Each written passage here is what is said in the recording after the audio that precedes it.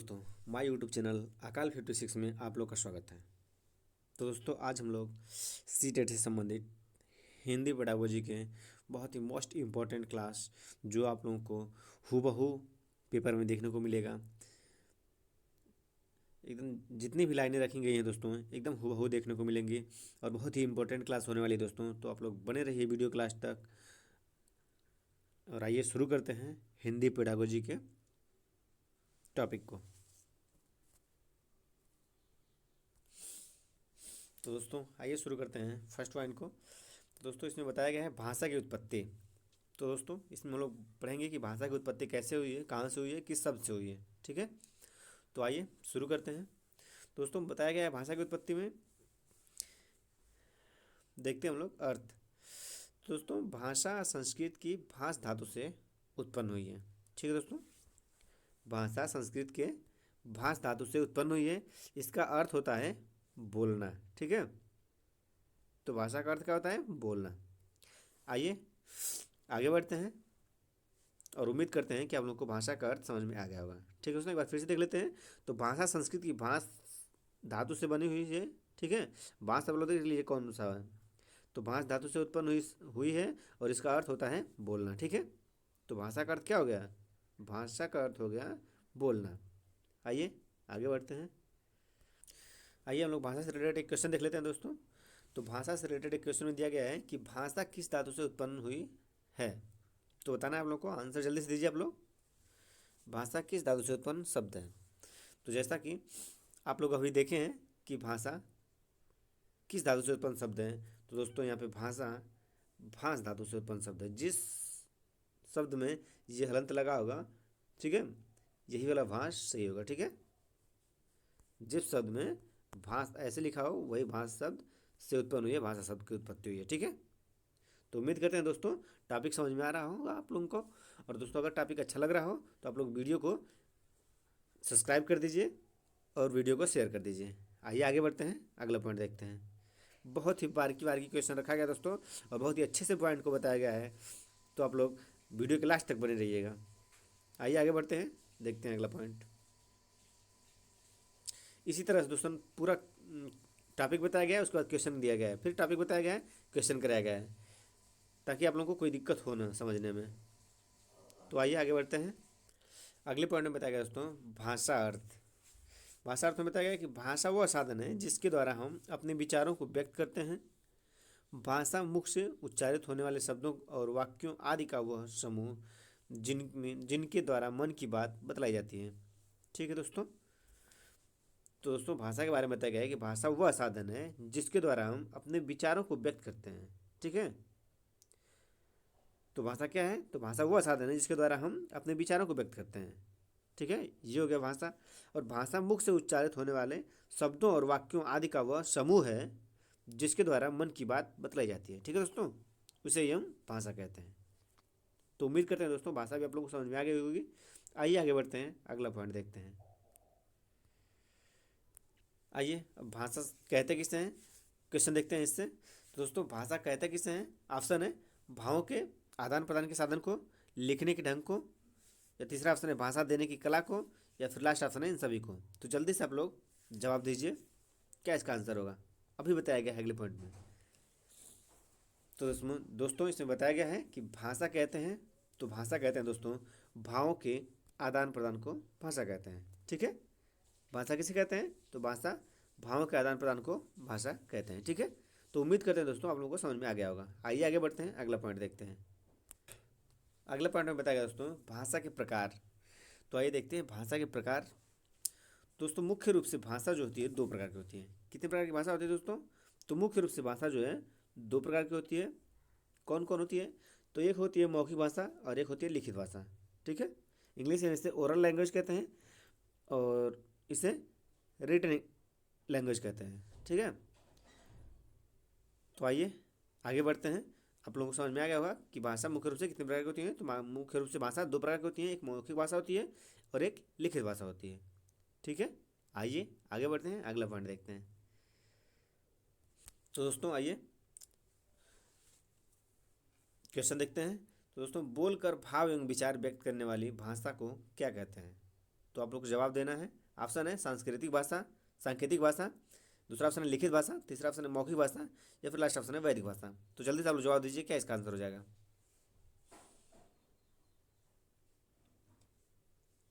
तो दोस्तों बोलकर भाव एवं विचार व्यक्त करने वाली भाषा को कहा जाता है मौखिक भाषा। ठीक है, कौन सी भाषा कहा जाता है, तो मौखिक भाषा कहा जाता है। ठीक है, तो सी इज राइट आंसर, ग इसका राइट आंसर है। आइए आगे बढ़ते हैं, अगला पॉइंट देखते हैं। जब इसमें बताया गया है कि बोलकर भाव विचार व्यक्त करने वाली भाषा को कहते हैं, तो बोलकर विचार किया जा रहा है, तो बोलेंगे तो मौखिक ही भाषा होगी, सांकेतिक होगी नहीं, लिखित होगी नहीं, वैदिक होगी नहीं, तो मौखिक भाषा इसका राइट आंसर हो गया। आइए आगे बढ़ते हैं। अगले पॉइंट में बताया गया दोस्तों भाषा और बोली में अंतर। तो आइए, ये जल्दी कोई बताता नहीं, हम बताते हैं हम लोग को कि भाषा और बोली में अंतर क्या होता है। दोस्तों बोली क्या होती है, देखिए पहले तो दोस्तों बोली एक छोटे क्षेत्र में बोली जाने वाली भाषा बोली कहलाती है। ठीक है, एक क्षेत्र में बोली जाने वाली भाषा, एक छोटे क्षेत्र में, ठीक है, एक छोटे क्षेत्र में बोली जाने वाली भाषा बोली कहलाती है। और बोली में साहित्यिक रचना नहीं होती है। ठीक है, बोली में क्या नहीं होती है, तो बोली में साहित्यिक रचना नहीं होती है। ठीक है, और बोली कहते कहते किसे हैं, तो एक छोटे क्षेत्र में, ठीक है, ध्यान दीजिएगा आप लोग, एक छोटे क्षेत्र में बोली जाने वाली भाषा को ही बोली कहा जाता है, और बोली में साहित्यिक रचना नहीं होती है। तो उम्मीद करते हैं हम लोग को बोली समझ में आ गई होगी। आइए भाषा देखते हैं क्या होती है। तो दोस्तों भाषा वो होती है, देखिए भाषा में बताया कि साहित्यकार जब उस उपभाषा को अपने साहित्य के अंतर्गत सामान्य रूप से प्रदान कर देते हैं तथा उनका और क्षेत्र विस्तार हो जाता है। ठीक है, विस्तार मतलब बड़े क्षेत्र में जो इसका प्रयोग किया जाता है वह भाषा कहलाती है। ठीक है, जो छोटे क्षेत्र में बोली जाने वाली भाषा होती है उसे बोली कहा जाता है, और जो बड़े क्षेत्र में बोली जाने वाली भाषा है, ठीक है, जिसका विस्तार ज़्यादा हो, तो वह भाषा कहलाती है। ठीक है, और जिसमें साहित्यकार अपने साहित्य के अंतर्गत सामान्य रूप से प्रदान कर देते हैं और उसका क्षेत्र विस्तार हो जाता है, वही भाषा कहलाता है। तो उम्मीद करते हैं दोस्तों आप लोगों को बोली और भाषा में अंतर पता चल गया होगा कि बोली किसे कहते हैं और भाषा किसे कहते हैं। सामान्य रूप में आप देखें तो ऐसे कह सकते हैं कि एक छोटे क्षेत्र में बोली जाने वाली भाषा को बोली कहते हैं, और एक बड़े रूप में चाहे विस्तार क्षेत्र में बोली जाने वाली भाषा को भाषा कहते हैं। एकदम आसान सा है। तो आइए आगे बढ़ते हैं, उम्मीद करते हैं आप लोग को बोली और भाषा एकदम समझ में आ गया होगा। आइए चलते हैं आगे। अगले पॉइंट में बताया गया दोस्तों भाषा के प्रकार। भाषा के प्रकार में बताया गया है, तो इसमें बताया गया दोस्तों कि एक भाषा के अंतर्गत कई उपभाषाएं होती हैं। ठीक है, एक भाषा के अंतर्गत कई उपभाषाएं होती हैं तथा एक उपभाषाएं के अंतर्गत कई बोलियां होती हैं। ठीक है, एक बार फिर से आप लोग देखिए इसे, एक भाषा के अंदर कई उपभाषाएं होती हैं तथा एक उपभाषाएं के अंतर्गत कई बोलियां आती हैं। ठीक है, तो उम्मीद करते हैं ये भी आप लोग को समझ में आ गया होगा। आइए आगे बढ़ते हैं, अगला पॉइंट देखते हैं।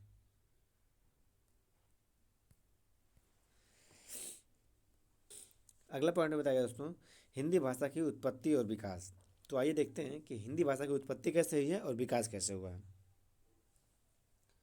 तो दोस्तों हिंदी शब्द की उत्पत्ति भारत के उत्तर पश्चिम में सिंधु नदी से संबंधित अधिकांश विदेशी यात्रियों सिंधु का उच्चारण हिंदू के रूप में किए थे चाहिए यहाँ पे किया हो गया है। ठीक है, तथा वहाँ सिंधु नदी के पूर्व में रहने वाले लोगों को हिंदू कहने लगे। आइए इसे देखते हैं विस्तार से। दोस्तों हिंदी शब्द की उत्पत्ति जो है भारत के उत्तर पश्चिम में सिंधु नदी से संबंधित है। किससे संबंधित है, तो उत्तर भारत के उत्तर पश्चिम में, सॉरी दोस्तों फिर से देखिए इसे, हिंदी शब्द की उत्पत्ति भारत के उत्तर पश्चिम में सिंधु नदी से संबंधित है। ठीक है, हिंदी शब्द की उत्पत्ति भारत के उत्तर पश्चिम के सिंधु नदी से संबंधित है, और अधिकांश विदेशी यात्री सिंधु का उच्चारण हिंदू के रूप में किया करते थे। ठीक है, तो जितने भी विदेशी यात्री थे दोस्तों, ठीक है, जो विदेशी यात्री थे सिंधु का उच्चारण हिंदू के रूप में करते थे। ठीक, तथा वह सिंधु नदी के पूर्व में रहने वाले लोगों को हिंदू कहने लगे। मतलब यहाँ पे सिंधु लोग रहते थे और इस पार के लोगों को ये लोग हिंदू कहने लगे। ठीक है, यही विदेशी जो आए थे वो उस पार रहते नदी के उस पार, और नदी के इस पार वालों को ये हिंदू कहते थे, और यही विदेशी सिंधु को हिंदू के रूप में उच्चारण करते थे। तो उम्मीद करते हैं आप लोगों को समझ में आ गया होगा। आइए आगे बढ़ते हैं, अगला पॉइंट देखते हैं। तो आइए क्वेश्चन देखते हैं कि हिंदी भाषा की उत्पत्ति किस भाषा से हुई है। तो जल्दी से आप लोग जवाब दीजिए कि हिंदी भाषा की उत्पत्ति किस भाषा से हुई है। अंग्रेजी से हुई है, फ्रेंच से हुई है, उर्दू से हुई है या संस्कृत से हुई है। तो जल्दी से आप लोग जवाब दीजिए कि हिंदी भाषा की उत्पत्ति किस भाषा से हुई है, बताइए। तो दोस्तों हिंदी भाषा की उत्पत्ति जो हुई है वो हुई है संस्कृत भाषा से। किस भाषा से हुई है? तो हिंदी की उत्पत्ति संस्कृत भाषा से हुई है। आइए आगे बढ़ते हैं, अगला पॉइंट देखते हैं। अगले पॉइंट में बताया गया दोस्तों कि हिंदी भाषा की उत्पत्ति और विकास। तो हिंदी भाषा की उत्पत्ति और विकास में बताया गया दोस्तों कुछ पॉइंट हैं, इसे देख लीजिए आप लोग। इस प्रकार हिंदी शब्द की उत्पत्ति हिंद देश के निवासियों के अर्थ में हुई। आगे चलकर यह शब्द हिंद की भाषा के अर्थ में प्रयुक्त होने लगा। ठीक है दोस्तों, तो देखिए इसे, इस प्रकार हिंदी शब्द की उत्पत्ति जो हुई है हिंद देश के निवासियों के अर्थ में हुई है। ठीक है, और आगे चलकर यह शब्द हिंद की भाषा के अर्थ में प्रयुक्त होने लगा। तो आइए आगे बढ़ते हैं, अगला पॉइंट देखते हैं। आइए एक क्वेश्चन करते हैं। तो क्वेश्चन में दिया है कि भाषा के कुछ अन्य भेद भी होते हैं। तो बताइए आप लोग कि भाषा के कुछ अन्य भेद भी होते हैं। ऑप्शन है मातृभाषा, राजभाषा, राष्ट्रभाषा या फिर मानक भाषा। तो जवाब दीजिए आप लोग, क्या इसमें आंसर हो जाएगा। तो दोस्तों भाषा के कुछ अन्य भेद भी होते हैं, तो भाषा के कुछ अन्य भेद में आ जाएगा राजभाषा। ठीक है, इसका आंसर हो जाएगा राजभाषा इज राइट आंसर। आइए आगे बढ़ते हैं, अगला पॉइंट देखते हैं। एक और क्वेश्चन देखते हैं दोस्तों इसी से रिलेटेड। तो पूछा है क्वेश्चन में कि भारतवर्ष में हिंदी को किस वर्ग में रखा गया है। राजभाषा में रखा गया है, राष्ट्रभाषा में रखा गया है, बी भाषा में रखा गया है या फिर तकनीकी भाषा में रखा गया है। तो जल्दी से आप लोग जवाब दीजिए कि भारत में हिंदी को किस भाषा में रखा गया है। तो दोस्तों बताइए आंसर, इसका क्या आंसर हो जाएगा। भारत में हिंदी को किस वर्ग में रखा गया है। तो दोस्तों भारत में हिंदी को रखा गया है, जैसा कि आप लोग को बताया गया है अगले पॉइंट में। तो भारत में हिंदी को किस वर्ग में रखा गया है, तो राजभाषा के रूप में रखा गया है। ठीक है, राजभाषा इज राइट आंसर। आइए आगे बढ़ते हैं, अगला पॉइंट देखते हैं। अगले पॉइंट में हम लोग पढ़ेंगे राष्ट्रभाषा। तो आइए देखते हैं राष्ट्रभाषा को। तो दोस्तों इसमें बताया गया है कि किसी भी देश या राष्ट्र द्वारा किसी भाषा को जब अपने किसी राज कार्य के लिए भाषा घोषित किया जाता है या अपनाया जाता है तो उसे राष्ट्रभाषा कहा जाता है, जाना जाता है। ठीक है दोस्तों, किसी भी देश या राष्ट्र द्वारा किसी भाषा को जब अपने किसी राज्य कार्य के लिए भाषा घोषित किया जाता है उसे ही राष्ट्रभाषा के नाम से जाना जाता है। ठीक है, तो उम्मीद करते हैं आप लोगों को समझ में आ गया होगा राष्ट्रभाषा। आइए आगे बढ़ते हैं, अगला पॉइंट देखते हैं। अगला पॉइंट है दोस्तों संस्कृत भाषा। संस्कृत भाषा में बताया गया है दोस्तों कि संस्कृत एक हिंद आर्य भाषा है। तो संस्कृत क्या है दोस्तों, संस्कृत एक हिंद आर्य भाषा है। ठीक है, आर्य जब विदेश से आए थे उसी समय संस्कृत को भारत लाए थे, और यहीं से संस्कृत एक हिंद आर्य भाषा है जो हिंद यूरोपीय भाषा परिवार की एक शाखा है। जो हिंद यूरोपीय भाषा के परिवार की एक शाखा है। यह सभी भाषाओं की आदि जननी है। यानी संस्कृत सभी भाषाओं की क्या है, तो संस्कृत सभी भाषाओं की आदि जननी है, माता है। तो आइए आगे बढ़ते हैं, उम्मीद करते हैं टॉपिक आप लोगों को समझ में आ गया होगा। आइए इससे रिलेटेड क्वेश्चन करते हैं। अभी एक पॉइंट और बचा है दोस्तों, इसको आप लोग देख लीजिए। हिंदी भाषा की उत्पत्ति और विकास में दिया गया है कि भारत में बोली जाने वाली भाषाएं भारतीय संविधान द्वारा मान्यता प्राप्त भाषाओं की संख्या कितनी है। तो भारत में बोली जाने वाली भाषाएं भारतीय संविधान द्वारा मान्यता प्राप्त भाषाओं की संख्या 22 है। ठीक है दोस्तों, अगले पॉइंट में बताया गया है शास्त्रीय भाषा का दर्जा पाने वाली पहली भाषा तमिल है। ठीक है, शास्त्रीय भाषा जो है उसका शास्त्रीय भाषा का दर्जा पाने वाली भाषा कोई है तो वो पहले तमिल है। ठीक है, उम्मीद करते हैं आप लोगों को समझ में आ गया होगा। आइए आगे बढ़ते हैं, अगला पॉइंट देखते हैं। अगले पॉइंट में एक क्वेश्चन रखा गया है, इसे आप लोग देखिए। तो इसमें बताया गया है कि भारतीय संविधान में कितनी भाषाओं को मान्यता प्राप्त है। तो आप लोग को जवाब देना है कि भारतीय संविधान में कितनी भाषाओं की मान्यता प्राप्त है। ऑप्शन है 20 भाषाओं की, 21 भाषाओं की, 22 भाषाओं की या फिर 25 भाषाओं की। तो जल्दी से आप लोग जवाब दीजिए, क्या आंसर होगा। तो दोस्तों सभी लोग जानते होंगे कि भारतीय संविधान में 22 भाषाओं का उल्लेख है। ठीक है, तो कितनी भाषाओं का मान्यता प्राप्त है, तो दोस्तों 22 भाषाओं का मान्यता प्राप्त है। आइए आगे बढ़ते हैं, अगला पॉइंट देखते हैं। तो दोस्तों यहाँ से हम लोग नई टॉपिक पढ़ेंगे, भाषा के कौशल। तो दोस्तों भाषा के कौशल से सीटेट में ऐसा कोई पेपर नहीं होगा जिसमें भाषा कौशल से क्वेश्चन न पूछा हो। ठीक है, तो आइए, बहुत ही सीटेट का इंपॉर्टेंट टॉपिक होता है ये, हर साल इससे क्वेश्चन बनता है, आप लोग ध्यान से इसे देखिए। तो दोस्तों भाषा के कौशल में बताया गया है कि भाषा को शुद्ध रूप से प्रयोग करने के लिए 4 कौशलों की आवश्यकता होती है। ठीक है, तो कितने कौशलों की आवश्यकता होती है, तो भाषा को शुद्ध रूप से प्रयोग करने के लिए 4 कौशलों की आवश्यकता होती है। कौन कौन है वो, तो दोस्तों ये 4 कौशल हैं, जैसे पढ़ना, लिखना, बोलना और सुनना। ठीक है, एक बार फिर से देख लीजिए कौन कौन 4 कौशल है। तो पढ़ना है, लिखना है, बोलना है, सुनना है। ठीक है, ये भाषा के 4 कौशल हैं।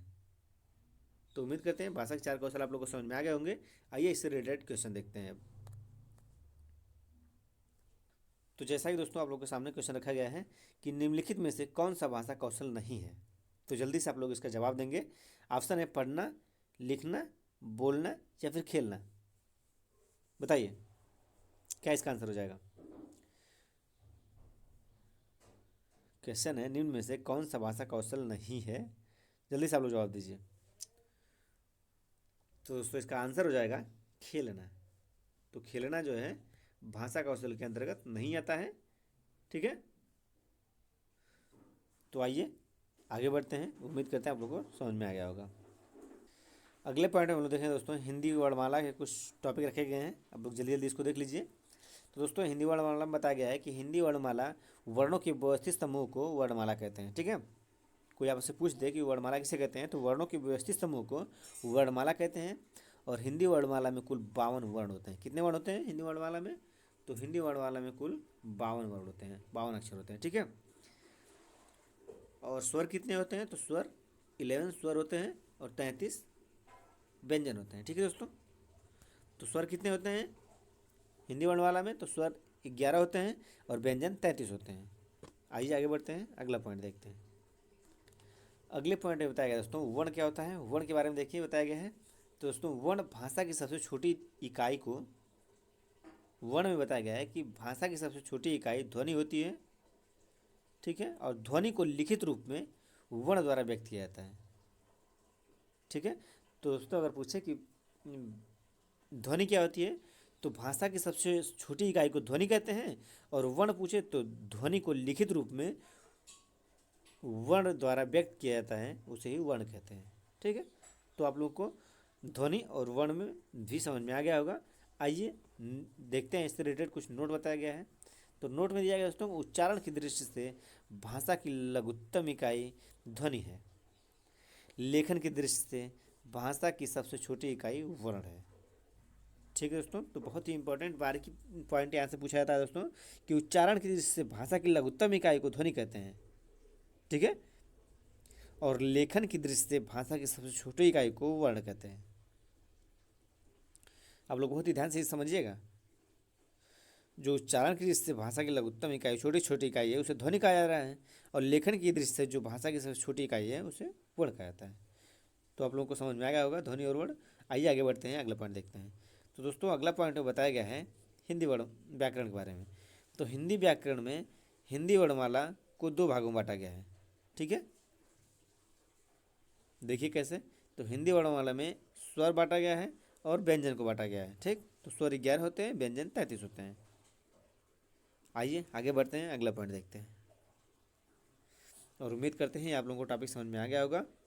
और अगर टॉपिक समझ में आ रहा हो तो आप लोग चैनल को ईमानदारी से लाइक कर दीजिए, सब्सक्राइब कर दीजिए और शेयर भी कर दीजिए। आगे बढ़िए, अगले पॉइंट में बताया गया है भाषा की प्रकृति। तो भाषा की प्रकृति आइए देखते हैं। तो दोस्तों जैसा कि इसमें बताया गया है भाषा एक अर्जित संपत्ति है। ठीक है, तो सीटेट के पेपर में आप लोग को मिलता होगा ये पॉइंट कि भाषा एक अर्जित संपत्ति है जिसे प्रयोग के माध्यम से ही ग्रहण किया जा सकता है। तो कैसे भाषा को ग्रहण किया जा सकता है? तो भाषा एक अर्जित अर्जित संपत्ति है जिसे प्रयोग के माध्यम से ग्रहण किया जा सकता है, ठीक है। और आदान प्रदान के द्वारा ही इसका विस्तार होता है, अर्थात यह पैतृक नहीं है, ठीक है। तो कैसे इसका विस्तार होता है दोस्तों? तो इसका विस्तार आदान प्रदान के द्वारा ही इसका विस्तार होता है। आइए आगे बढ़ते हैं, अगला पॉइंट देखते हैं। अगले पॉइंट में बताया गया दोस्तों कि भाषा एक सामाजिक तथा परंपरागत वस्तु है। तो भाषा क्या है दोस्तों? तो भाषा एक सामाजिक तथा परंपरागत वस्तु है और अनुकरण से सीखी जाती है। तो दोस्तों जैसा कि आप लोग देखते होंगे, छोटे बालक जब बच्चा जन्म लेता है तो उस समय बालक को कोई भी कुछ भी किसी चीज़ का उतना ज्ञान नहीं होता है। धीरे धीरे वह समाज में से सीखता है, अपने पास पड़ोस से सीखता है, विद्यालय से सीखता है, अपने छोटे छोटे दोस्तों से सीखता है। दोस्तों वो अनुकरण के माध्यम से ही भाषा को शुरुआती दौर में सीखता है। तो इसमें इसलिए इसमें बताया गया है कि भाषा एक सामाजिक तथा परंपरागत वस्तु है जो कि अनुकरण द्वारा सीखी जाती है, ठीक है दोस्तों। तो आप लोग को समझ में आ गया होगा। आइए अगला पॉइंट देखते हैं। तो अगले पॉइंट में बताया गया दोस्तों कि भाषा में निरंतर परिवर्तन होता रहता है, ठीक है। भाषा में जो है निरंतर परिवर्तन होता है, अर्थात यह परिवर्तनशील होती है। तो भाषा कैसी होती है? तो भाषा में निरंतर परिवर्तन होता रहता है और भाषा परिवर्तनशील होती है। आइए आगे बढ़ते हैं। तो दोस्तों भाषा से सफलता की ओर अग्रसर, भाषा जो है कठिनता से सरलता की ओर अग्रसर होता है, ठीक है। मतलब भाषा कठिन से सरल की ओर सीखा जाता है, अग्रसर किया जाता है। और अगला पॉइंट बताया गया है कि प्रत्येक भाषा की अपनी लिपि होती है। जैसे हिंदी की देवनागरी लिपि होती है, अंग्रेजी की रोमन लिपि होती है, उर्दू की फारसी लिपि होती है, ठीक है दोस्तों। तो हिंदी की लिपि देवनागरी होती है, अंग्रेजी की लिपि रोमन होती है और उर्दू की लिपि फारसी होती है। तो दोस्तों उम्मीद करते हैं ये टॉपिक आप लोग को समझ में आ गया होगा। आइए आगे बढ़ते हैं, अगला पॉइंट देखते हैं। अगला पॉइंट बताया गया दोस्तों लिपि कहते हैं। तो बताइए आप लोग लिपि कहते किसे हैं? क्वेश्चन है। तो दोस्तों लिपि किसे कहते हैं? तो लिपि भाषा के लिखने की विधि को दोस्तों लिपि कहते हैं, ठीक है। तो भाषा के लिखने की विधि को लिपि कहते हैं। आइए आगे बढ़ते हैं, अगला पॉइंट देखते हैं। अगला क्वेश्चन है दोस्तों कि मौखिक ध्वनियों को जिन चिन्हों द्वारा लिखकर प्रकट किया जाता है उन्हें कहते हैं। तो बताइए आप लोग क्या कहते हैं? लिपि कहते हैं, व्याकरण कहते हैं, बोली कहते हैं या फिर भाषा कहते हैं? क्वेश्चन है मौखिक ध्वनियों को जिन चिन्हों द्वारा लिख कर प्रकट किया जाता है उन्हें क्या कहते हैं? तो जवाब दीजिए आप लोग। तो दोस्तों मौखिक ध्वनियों को जिन चिन्हों द्वारा लिख कर प्रकट किया जाता है उसे लिपि कहते हैं, ठीक है। तो क्या कहते हैं उसे? तो दोस्तों मौखिक ध्वनि द्वारा जिन चिन्हों को द्वारा लिख कर प्रकट किया जाता है उसे लिपि कहते हैं, ठीक है। उम्मीद करते हैं आप लोग समझ में आ गया होगा। आइए आगे बढ़ते हैं, अगला पॉइंट देखते हैं। अगला पॉइंट दोस्तों भाषा अर्जन की प्रक्रिया। तो आइए देखते हैं भाषा अर्जन की प्रक्रिया क्या होती है। दोस्तों भाषा अर्जन का अर्थ है अर्जन करना। किसी भी भाषा को व्यक्ति स्वयं के प्रयासों द्वारा अर्जित कर सकता है, ठीक है। तो भाषा का अर्थ अर्जन का अर्थ होता है दोस्तों अर्जन करना। किसी भी भाषा को व्यक्ति स्वयं के प्रयासों द्वारा अर्जित कर सकता है तथा भाषा एक अर्जित संपत्ति है, ठीक है दोस्तों। इस टॉपिक से ज़्यादा से ज़्यादा आप लोगों को क्वेश्चन देखने को मिलेगा सीटेट पेपर में। तो देखिए अर्जित संपत्ति क्या है? तो अर्जन का अर्थ है अर्थ जानना। किसी भाषा को व्यक्ति स्वयं के प्रयासों द्वारा अर्जित कर सकता है तथा भाषा एक अर्जित संपत्ति है। आइए आगे बढ़ते हैं, अगला पॉइंट देखते हैं। अगले पॉइंट में बताया दोस्तों भाषा अर्जन की प्रक्रिया में कि बालक अपने चारों ओर के वातावरण में जिस प्रकार लोगों को बोलते हुए सुनता है एवं लिखते हुए देखता है उसे ही अनुकरण द्वारा सीखने का प्रयत्न करता है, ठीक है।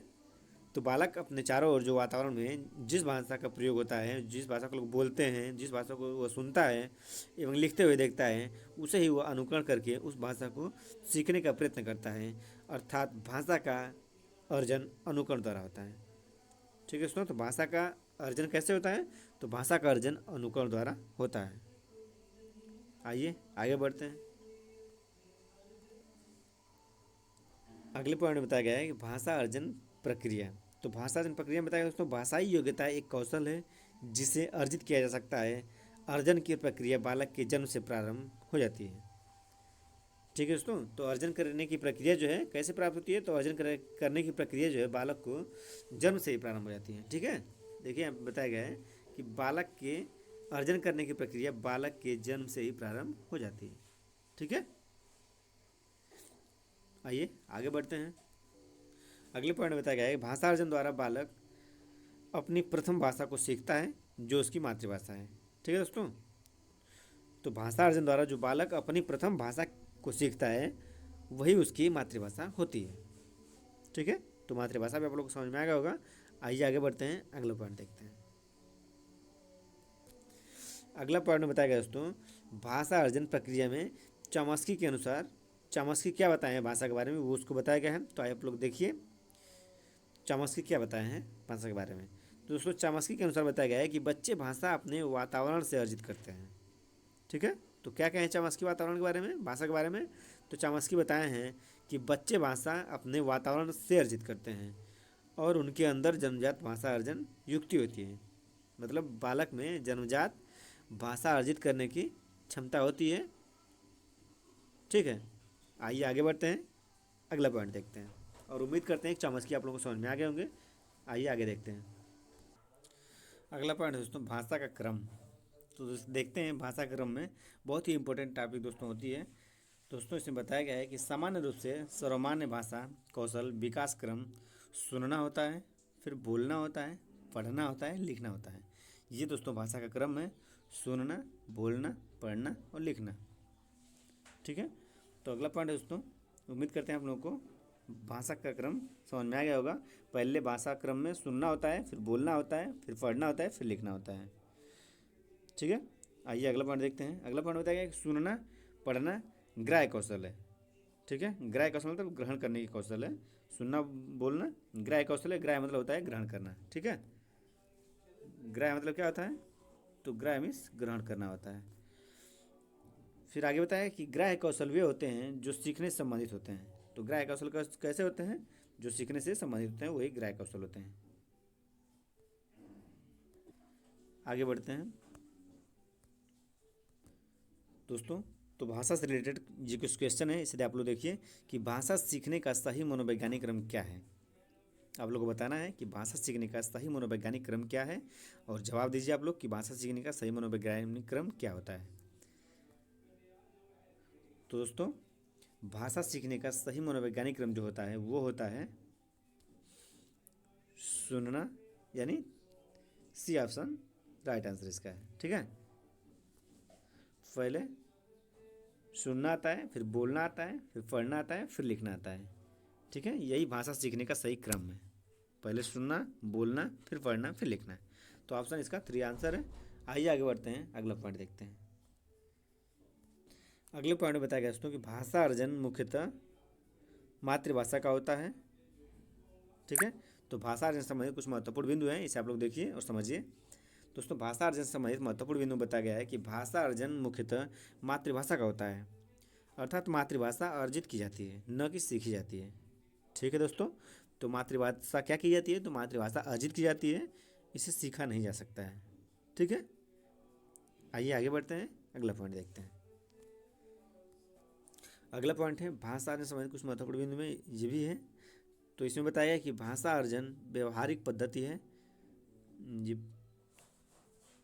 पद्धति गलत लिखा हुआ है, तो भाषा अर्जन व्यवहारिक पद्धति है तथा इसमें अनुकरण को मुख्य भूमिका होती है। भाषा अर्जन में बच्चे को कोई प्रयास नहीं करना पड़ता है। ठीक है दोस्तों, तो बताया गया कि भाषा अर्जन में बच्चे को कोई प्रयास नहीं करना पड़ता है ज़्यादा। आइए आगे बढ़ते हैं, अगला पॉइंट को देखते हैं। अगला पॉइंट बताया गया कि भाषा अर्जन की प्रक्रिया सहज और स्वाभाविक होती है। ठीक है दोस्तों, तो भाषा अर्जन की प्रक्रिया कैसी होती है, तो भाषा अर्जन की प्रक्रिया सहज और स्वाभाविक होती है। आइए आगे बढ़ते हैं। अगले पॉइंट में बताया गया दोस्तों कि बच्चों में भाषा अर्जन की क्षमता कैसी होती है। तो दोस्तों बच्चों में भाषा अर्जन करने की जो क्षमता होती है वो जन्मजात होती है। ठीक है दोस्तों, तो कैसी होती है बच्चों में भाषा अर्जन करने की क्षमता, तो बच्चों में भाषा अर्जन करने की क्षमता जन्मजात होती है। आइए आगे बढ़ते हैं, अगला पॉइंट देखते हैं। अगले पॉइंट में बताया गया दोस्तों चमस्की के बारे में। चमस्की बताए हैं भाषा में बच्चों में भाषा अर्जन की क्षमता जन्मजात होती है। ठीक है दोस्तों, आगे भी बताया गया था चमस्की के बारे में कि चमस्की बताए हैं कि बच्चों में भाषा अर्जन करने की क्षमता जन्मजात होती है। ये पॉइंट दोस्तों कई बार सीटी में पूछा गया है, आप लोग इसे ध्यान से देख लीजिएगा। और आइए आगे बढ़ते हैं, अगला पॉइंट देखते हैं। चमस्की दोस्तों हर साल क्वेश्चन सीटी में बनते हैं। ठीक है, और ये पॉइंट भी कई बार देखने को मिला है। आइए बढ़ते हैं आगे दोस्तों। चमस्की से रिलेटेड कुछ क्वेश्चन है, आप इसे देखिए। बच्चे की भाषा समाज के साथ संपर्क का ही परिणाम है। क्वेश्चन है कि बच्चे की भाषा समाज के साथ संपर्क का ही परिणाम है। जवाब आप लोग देना है। ऑप्शन है चामस्की, वाइगोस्की बताए हैं, पियाजे कहे हैं, या फिर कोई नहीं। तो कौन कहा है कि बच्चे की भाषा समाज के साथ संपर्क का ही परिणाम है? चामस्की कहे हैं, वाइगोस्की कहे हैं, पियाजे कहे हैं, या फिर कोई नहीं कहे हैं? तो जल्दी से आप लोग जवाब दीजिए, क्या इसका आंसर हो जाएगा? तो दोस्तों बच्चे की भाषा समाज के साथ संपर्क का ही परिणाम है, ये कहे हैं वाइगोस्की। ठीक है दोस्तों, तो कौन कहे हैं? वाइगोस्की बताए हैं कि बच्चे की भाषा समाज के साथ संपर्क का ही परिणाम है, वाइगोस्की बताए हैं। ठीक है, आइए आगे बढ़ते हैं, अगला पॉइंट देखते हैं। यहाँ पे दोस्तों बताया गया है वाइगोस्की के बारे में कि वाइगोस्की क्या बताए हैं। तो वाइगोस्की बच्चे की भाषा समाज के साथ संपर्क का परिणाम है, ये वाइगोस्की कहे हैं, और यहीं से क्वेश्चन वो बना था। ठीक है दोस्तों, तो वाइगोस्की क्या बताए हैं? तो वाइगोस्की बताए हैं कि बच्चे की भाषा समाज के साथ संपर्क का ही परिणाम है। ठीक है, तो वाइगोस्की द्वारा भी भाषा समझ में आ गया होगा दोस्तों आप लोगों को। ये भी क्वेश्चन कई बार पूछा गया है वाइगोस्की का, तो आप लोग इसे 2 से 3 बार पढ़ लीजिए और इसे पढ़ के जाइएगा, जरूर आप लोगों को देखने को मिल सकता है और हर साल पूछा जाता है ये। अगले पॉइंट में बताएगा दोस्तों भाषा। अगला क्वेश्चन है भाषा अन्य संज्ञानात्मक तंत्रों की भांति परिवेश के साथ अंतःक्रिया के माध्यम से ही विकसित होती है। तो दोस्तों ये किसी कौन बताए हैं? तो भाषा अन्य संज्ञानात्मक तंत्रों की भांति परिवेश के साथ अंतःक्रिया के माध्यम से ही विकसित होती है, ये बताए हैं चामस्की बताए हैं, वाइगोस्की बताए हैं, पियाजे बताए हैं, या फिर कोई नहीं? तो कौन इसमें बताए हैं? ऑप्शन है आप लोगों के सामने, जल्दी से आप लोग जवाब दीजिए। चामस्की कहे हैं, वाइगोस्की कहे हैं, या फिर पियाजे कहे हैं? जवाब दीजिए। तो दोस्तों फिर से क्वेश्चन देख लीजिए। भाषा अन्य संज्ञानात्मक तंत्रों की भांति परिवेश के साथ अंतःक्रिया के माध्यम से ही विकसित होती है। संज्ञानात्मक इसमें आ गया है दोस्तों। तो संज्ञानात्मक का सिद्धांत किसने दिया है? दोस्तों संज्ञानात्मक सिद्धांत पियाजे दिए हैं। तो दोस्तों संज्ञानात्मक की बात कर रहा है, तो संज्ञानात्मक से संबंधित जो बताए हैं वो पियाजे बताए हैं, तो इसका राइट आंसर भी पियाजे हो जाएंगे। ठीक है, पियाजे ही बताए हैं कि भाषा के अन्य संज्ञानात्मक तंत्रों की भांति परिवेश के साथ अंतःक्रिया के माध्यम से ही विकसित होती है। तो ये किसने कहा है? तो ये पियाजे कहे हैं। ठीक है दोस्तों, तो आइए दिखाते हैं कि पियाजे कैसे बताए हैं इसको। तो उम्मीद करते हैं दोस्तों आइए समझ में आ गया होगा, और आइए दिखाते हैं पियाजे बताए हैं इसको। तो देखिए यहाँ पे पियाजे के बारे में बताया गया है कि पियाजे बताए हैं भाषा के बारे में कि भाषा अन्य संज्ञानात्मक तंत्रों की भांति परिवेश के साथ अंतःक्रिया के माध्यम से ही विकसित होती है।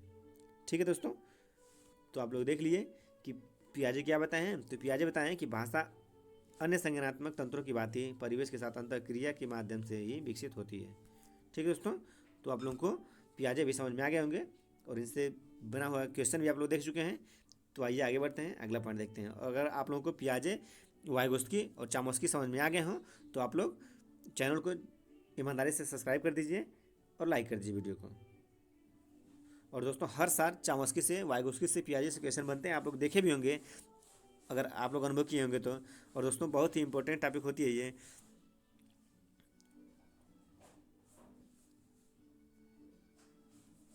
आइए आगे बढ़ते हैं, अगला पॉइंट देखते हैं। अगले पॉइंट में बताया गया है मानक भाषा। तो दोस्तों आज की वीडियो यहीं तक, मिलते हैं अगले वीडियो में, तब तक के लिए थैंक्स फॉर वाचिंग। और दोस्तों इसी तरह का फ्री ऑफ कॉस्ट नोट्स आप लोगों को मिलता रहेगा, और आप लोग वीडियो को ज़्यादा से ज़्यादा शेयर कर दीजिए। और इसी तरह का फ्री ऑफ कॉस्ट नोट्स पाने के लिए वीडियो को लाइक, सब्सक्राइब जरूर कर लीजिए। तब तक के लिए